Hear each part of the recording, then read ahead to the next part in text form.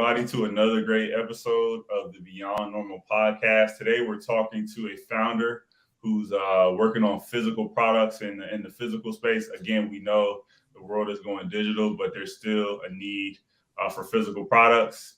Her name is Chantelle Lott. She is the founder of Bounceless bras. The model that they go by is bust size is no longer a barrier.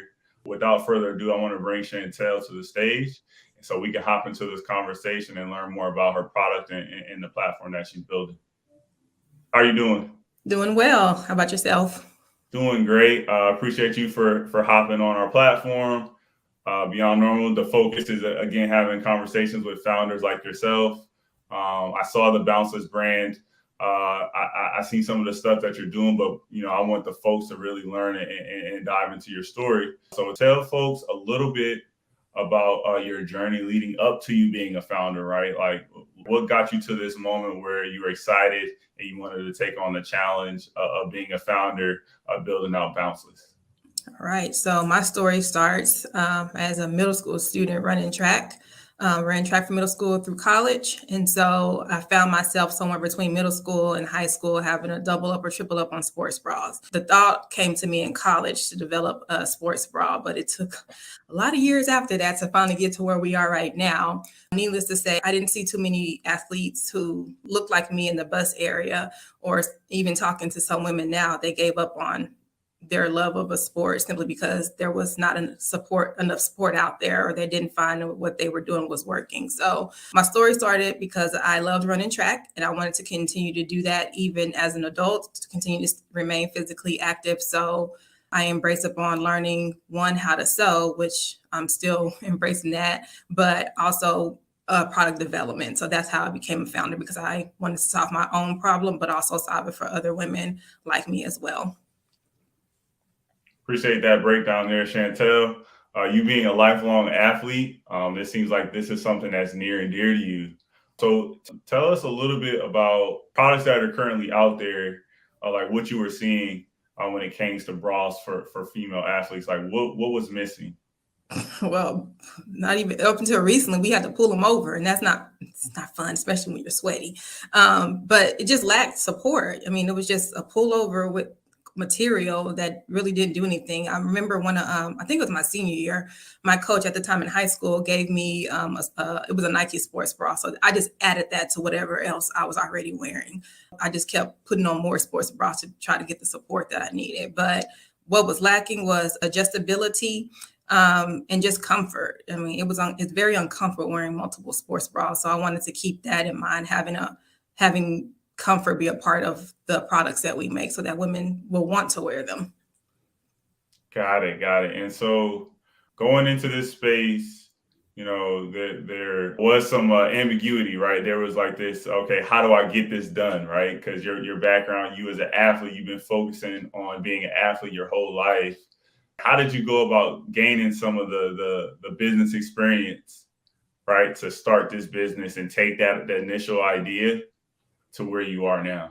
Great question. And just know that it was a long journey for me, and I don't come from the fashion or product development industry. So my background is actually education and social work.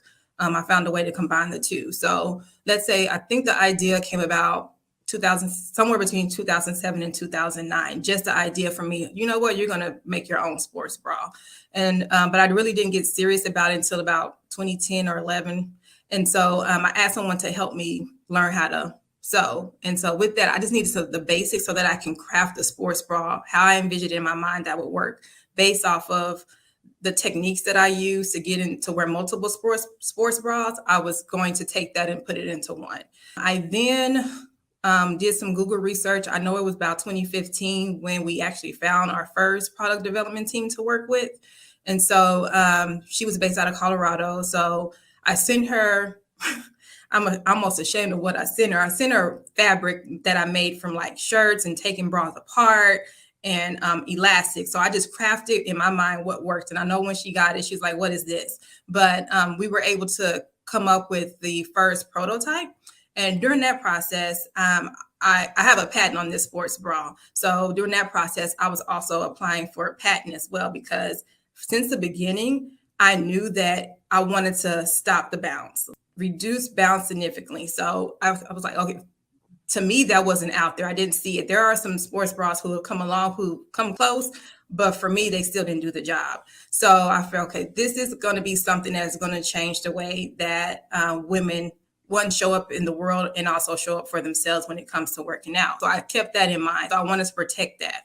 So we went through product development with her for about 2 years. And I will say this. So I remember recently finding a notebook. So I was keeping notes of what I was doing. And this is probably it was 2009. I remember the date. I was like, okay, this is my 6-month build up from product development to selling. And that was in 2009. Again, working with someone who doesn't see it the way you do, or they think they have your ideal in mind, that was the struggle that I found. And so we got close, but still wasn't good enough to me. And so I kept delaying until I wanted to find something that worked for me, that I knew would work for other women as well.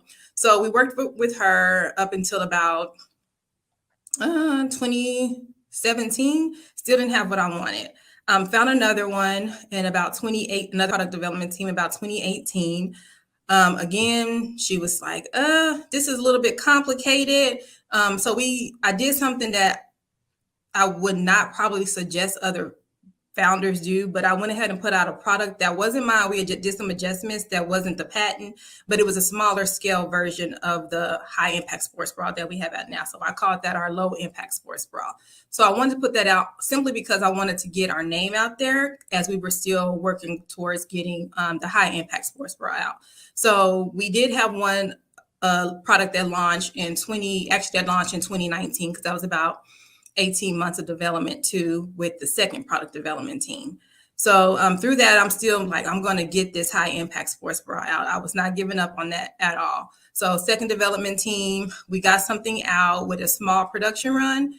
And then we, 2019, at the end of 2019, we were able to be connected with someone else who got us on track to where we needed to go. And that was a game changer, because she was like, I was telling her my story, and I told her that one of the previous product development team said I couldn't make this sports bra because it was too complicated. It couldn't be made, but we got it made. And so this is where we're at right now. We relaunched June of 2021.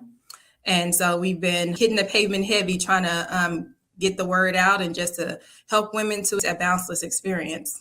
Chantelle, you dropped a lot of gems there. You talked a little bit about iterating, and then it sounds like you had to really convince people throughout the process, right? Before the product was in that final stage that you wanted it, you had to convince them really to invest in you, right? And I think that's a common theme for a lot of founders out there, making sure that people understand and connect with that story even before the product is built. The motto is going around nowadays that you build that community right before the product, and then the product comes a little later. That's outside of the traditional way to build a business, and I think your story there, you fought through it. It took you a couple years to make that product where it is, where you want it to be now. But as you were telling me that, like, I was seeing the movie play out right in front of my eyes. So that I appreciate you for sharing that on our platform. Yeah, don't give up. I use those no's for fuel. I quickly learned that, okay, I'm going to be told a lot of no's. And it was confirmed that, yes, go out there and get those no's so that you know how to accept them. So since the beginning, I've been hearing no, and even no in the form when you got to pay again, because I've invested a lot of my own money into this. And so to me, those were no's, because I would have to start over again. And that's what got me too at one point, even with our third product development team, it was like, okay, referring back to the first one, this was not done right. So that was very upsetting. But I was like, oh my goodness, like, again, I didn't know what I didn't know. So going at it from the basis of not knowing what to expect when you go into creating something new, I would, if I were to do it again, I would make sure and just to gather more information than I had, just because I probably could have saved myself a lot more time and money if I knew exactly the questions I should have asked, not waiting on what I thought, the experts could tell me about my own sports bra and what I needed. So I would say be okay with waiting and getting the knowledge that you need to be successful in meeting with the people that you're going to be working with, because essentially you're paying them, they're working for you. So, be intentional about going into certain relationships in business. That's a gem right there, Chantelle. I actually keep this right next to me, right?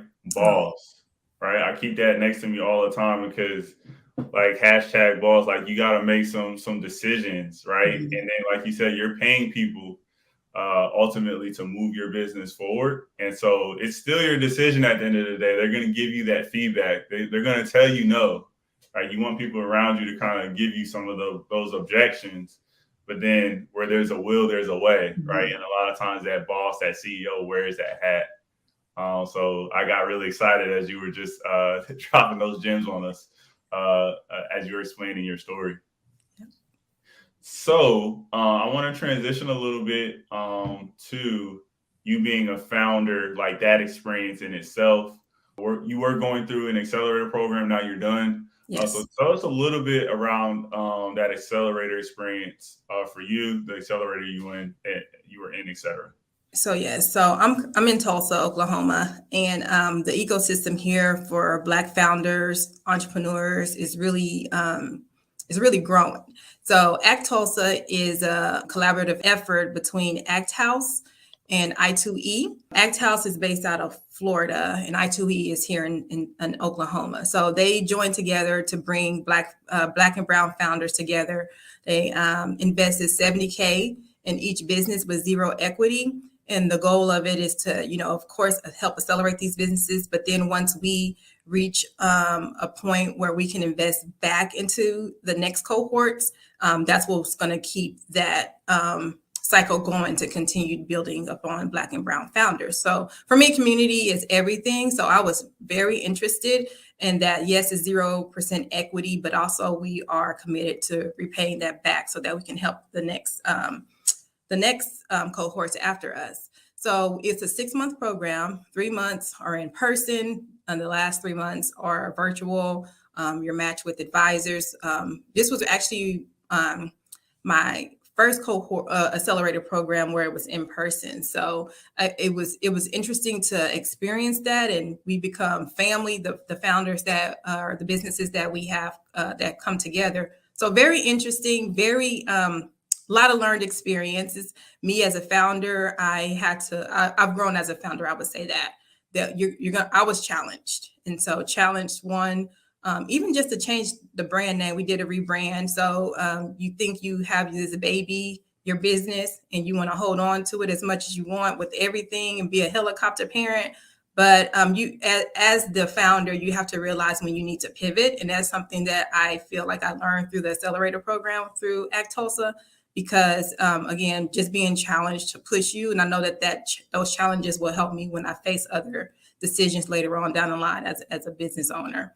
You're dropping gems, like, just talking about like what goes into some of these decisions, some of the hot topics right now, and you're probably well aware of this, like what money should you be taking? Mm-hmm. A lot of people, they tend to kind of go down one path and just think that that's the end all be all. Example that would be like venture capital, right? Where we see some people like, oh yeah, I got to go into this space, and then you see kind of when you look at the numbers, right, less than 10% of that money really goes to diverse founders, yes. Underestimated founders. So it's like, why even spend a lot of your time there? And you're an example of that. Really using this accelerator program. I love the fact that they give you the money and then they take zero equity. Yes. Right. That's awesome. Unheard of. Yeah. Like, I'm pretty sure you've had conversations with people, right? And they're probably trying to give you some information or give you some sort of input. And in return, they're trying to take some of that equity.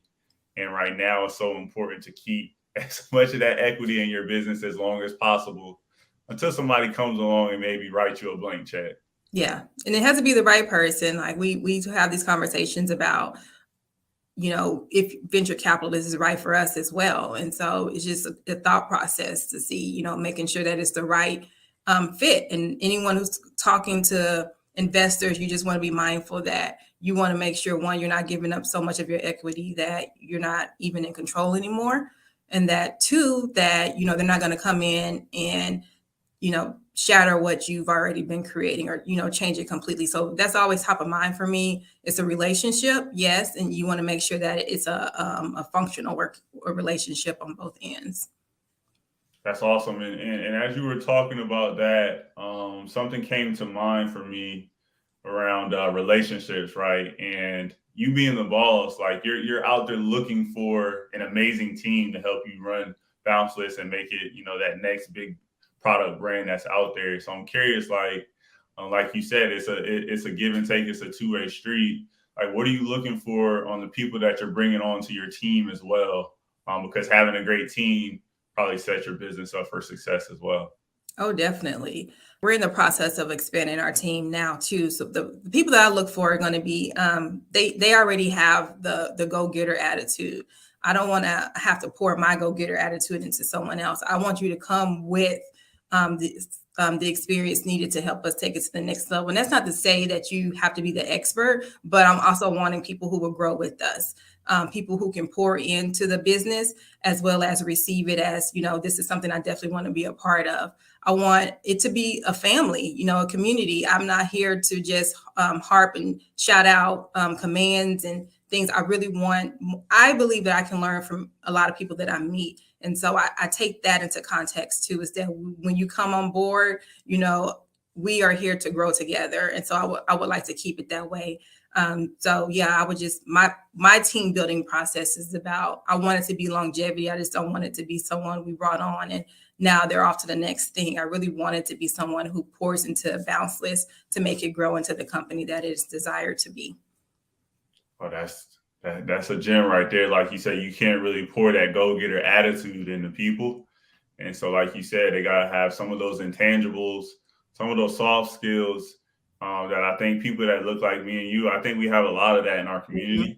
Outside of maybe some of those technical, like we're coming along in that space as well. But I think when it comes to soft skills, just having conversations with people, being able to be yourself, that swag that we come with, right? Like that's value.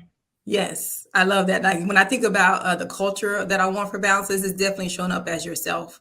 I don't want you to have to hide behind who you are. I want you to show up as yourself because essentially I want you to be represented in Bounceless. Like I want your skill sets to be there too. So that's why I say family, because you yourself around family. So at least I hope you are. Family's big now, especially in the world we live in. So there's one other thing that just popped back into my mind, just the fact that you have Bounceless, the brand, right? You have that word. Like, tell us a little bit about how you got that word and like how you're able to kind of own it, right? I think of a brand like yours. It's a simple word. People go and probably Google every day. There's probably a million searches for this word, and now your brand's going to pop up. So tell us a little bit around how you're able to secure that as well. So actually, when I started the accelerator, we started July 2021. I entered in under another name. And so I was talking to another investor in 2019, and they had asked me if I had thought about changing my name before. And at that point, I really hadn't. And so the accelerator comes around, and then someone asked me again, have you thought about changing your name? And then it was actually Malachi Blankenship with I2E. He came up with the Bounceless. And so I went and did a search. I'm like, okay, the domain name is available. So I jumped on it and purchased it. Still not 100% sure that I was going to change it, but I was like, okay, it's here right now. And I say that because we already have products with the other name on it. So I was just like, we got to get rid of this product first. And so now Bounceless is bounceless.com and the trademark application phase right now. I'm waiting to hear back from the USPTO about whether or not we can claim it, but we're using it now. So we have the TM on it as well. So just being able to push it out legally further, I'm still waiting on that, but we are in the trademark process right now. That's a crazy good thing, right? That's what we call a tailwind, right, in the business world, something that propels you forward, something as simple as a name. Yes. And it makes so much sense now, because before we would go to trade shows and The name was Concept C3 for comfort, confidence, and control. Those were the three things that I wanted in a sports bra, but those three C's still convert over to Bounceless. Like it's the Bounceless Control sports bra because it's going to give you the control that you need. But Concept C3, like, what does that mean? So we would get asked that a lot. But with Bounceless, you know what you're getting into when you see these sports bras. So I'm glad that we made this change. I'm glad that the name was available and we're moving forward with it. Yeah, that's a big one. Like when it just comes to like merch and just the way stuff Yes. looks, you just want it to be effortless. Yes. And you got a winner for sure with that one. Thank you. I appreciate it. I'm happy for you. Thank you. I'm happy for you. So we've touched on the fact that you're selling physical products. Obviously, the core of the line is the bras, but I'm curious, what does this expand to next for Bounceless? What's on the horizon for the brand that people can look forward to? Yes, so we are going to stay specific to our niche, which is fuller bust women. And so we do envision having other products, of course, that are made for like shirts or tops that are made for fuller bust women, just to keep that focus. So that because there is a lack, this is an underserved community. There's a lot of frustration when we go shopping. So we're trying to alleviate that frustration, especially when it comes to activewear. So we are going to focus specifically on activewear, but making it a brand that fuller bust women will trust because they know that it will meet their bounce reduction needs. So we'll have more products out related to, how women can, show up with their at the top. We will have some probably tights coming out to match those outfits too, but the focus will mainly be on making sure that they have tops that they could that are functional, that they could work out in or even just lounge in. So that's where we're headed towards right now. Got it. Appreciate that. And it seems like you're very laser focused, tunnel vision in terms of what the product's going to look like. Yes. And I know that's something that maybe some other brands they may spread themselves too thin, too many colors and too many palettes and things like that. I know you probably went down that path some. Yeah, we've asked questions too, like, okay, would you want this color? Does this matter? Does fashion matter? Does function matter? And honestly, the women that we receive feedback from are saying they just want it to work, and then most of them are wearing like black or grays, but I'm pretty sure we'll get into some different color palettes. But right now they just want a sports bra that works. So that's our main priority. Got it. So in terms of your audience, going back to your background, in terms of like the feedback that you're getting from for the product right now, is it everyday wearers that are giving you the most feedback now, or is it that athlete that you were?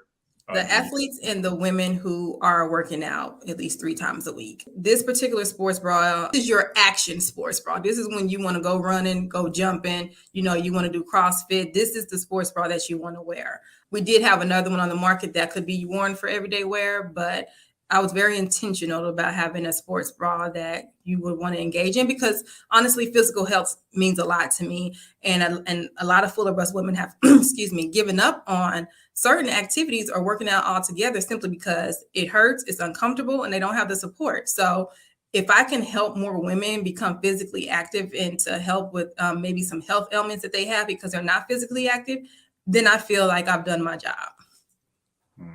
Yeah, that's working off all this COVID weight. I gotta figure out how to work out myself, and so you kind of knowing like this builds into like ultimately more people working out, feeling better about themselves, just having that product that's really tailored to them. Yes. Again, you're building an amazing story, and then I can even go back to some of the brands that are worldwide now, the Nikes and some of those brands. They really started out like with some really raw products. Shoes. Yeah, with shoes. And in fact, their shoes were essentially replicas of the big brands at the time, right? But he went worldwide, their CEO, he went worldwide and really was pitching these big brands worldwide to make him their supplier just off of that idea, off of that story. Being an athlete and that athlete story we see right now, athletes are really in a position where they're owning their story a little bit more, right? They've got some power, right? Especially the professional athletes. And I'm excited to see them really kind of, utilize that power a little bit more, but the athlete is so influential Yes. in today's world. People really overlook and underestimate how much influence athletes have.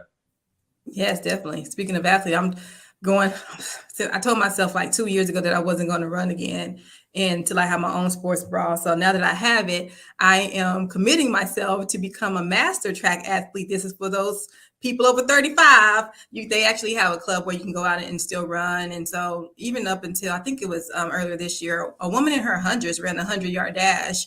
And now she has the work record in that. So I'm not trying to run till I'm 100. Maybe I will. But I do want to get out there and get back to the sport that I love. So it is for the athletes. Shout out to her. I can't run 100 yards right now. Well, you better keep up with them, so to keep up with the little ones. Yeah, You're gonna have to learn to start running. Yeah, you know it. So, I just want to say, as we wrap up, I appreciate you coming on the platform, sharing your story. Once I found out about you, we had a quick conversation. I had to have you on Beyond Normal. Let the listeners know a little bit about, how they can stay in tune with the brand, maybe something to look forward to as we get into the meat of 2022. Yes, you can definitely follow us on Instagram and Facebook at Live Bounceless. And if you or someone you know could use our products, you can see that at bounceless.com. Something that we're definitely looking forward to as 2022 progresses is just making ourselves known. I really want to drive this community focus. And so what I envision is having some events throughout the locally as well as regionally, just so that we could present those opportunities for women to become physically active, but in fun manner, because we believe that exercising doesn't have to be gruesome and cruel, but we want it to be fun and as a way for us to get together as women too, even the whole family. But we just want to make sure that we provide some opportunities for us to actually create those physical activities. Yeah. That's fire right there. I'm seeing a lot more as things open up, a lot more running, run and grab a beer afterwards kind of events, like you said, making it fun. Some of the family events, starting the kiddos, like you mentioned, starting them out early. Because some of the COVID babies, they've been in the house, they got a lot of energy, and so they are ready to see the world. And running is a great way for them to use some of that energy. So I love that as a focus. Yes, definitely. And it doesn't have to be running. I mean, jumping on trampoline is fun too. Yeah, that playground is exercise. Yes. That playground's exercise. Yes. I know. So, again, I just want to thank you for coming on the platform. One last time, I want to pass it to you, as you know, folks who are listening in, tuning in to your story. Like, what's that one thing you want to leave them with as we close out this conversation and look forward into the world? Like, what's that one takeaway that they should leave this conversation with? That's a good one. Something that I want to leave everyone with, and this goes even beyond just business, is that the no's and maybe what you think is a failure, don't look at them as failures, look at them as lessons. And then either use those no's for fuel or take those things that didn't go the way you planned them to go as lessons and see what you can learn from them, but then apply those lessons to the next step or the next venture, the next idea, the next that you'll be doing. So just try to stay as positive as you can, because if you're going down the entrepreneurship road, it's going to be ups and downs, but you have to keep in mind that everything there is a lesson. Mic drop. So that's it. Like, I'm not even going to say much else. Thanks for tuning in to the Beyond Normal podcast.